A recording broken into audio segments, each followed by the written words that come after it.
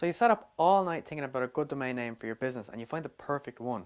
But when you go to register it, it's already taken. There's actually a way you might be able to still get it. Stick around and we'll show you how.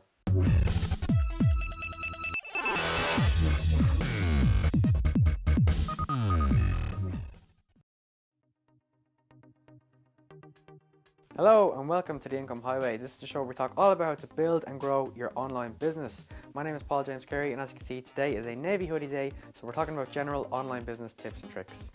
Now don't worry if the domain that you want is actually already gone.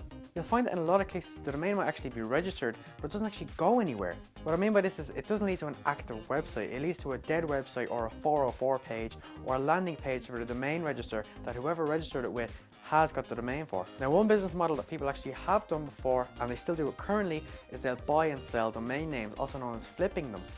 The person who bought that domain name that you think is perfect also might have thought it was perfect but didn't want to set up a business within that, but they did know that someday somebody like you would want that name. Now if this does happen to you, there's actually three options then. The first option is actually just keep looking for a new domain name, something that might actually suit you better in the end and you might actually prefer it.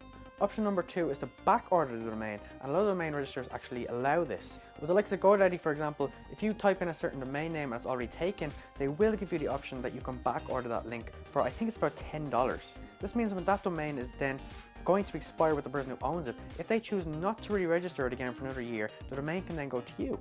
And the third option is to do what's known as a Whois Local.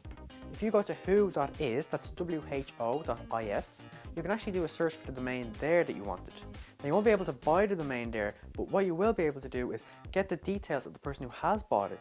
This will give you the person's name, their address, their phone number, their email, different normal contact information. Now with that information, what you can do, if it leads to a dead domain, or a dead website that is, you can then contact that person saying you're interested in buying the domain. Now the only thing about this is that it will end up costing you more than the initial $10 you thought you were going to spend on a domain.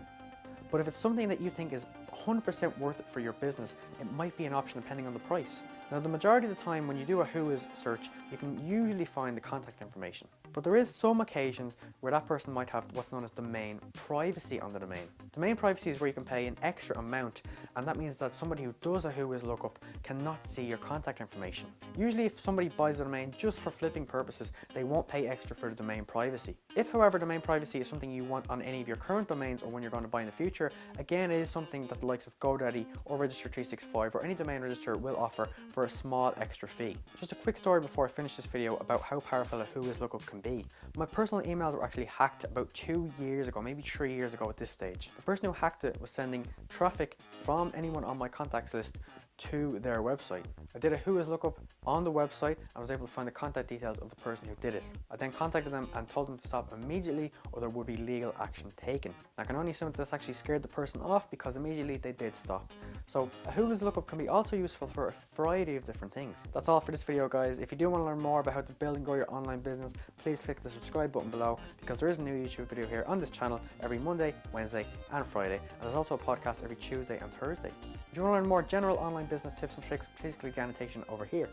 Thanks very much for watching this video everybody, and I look forward to talking to you in the next one.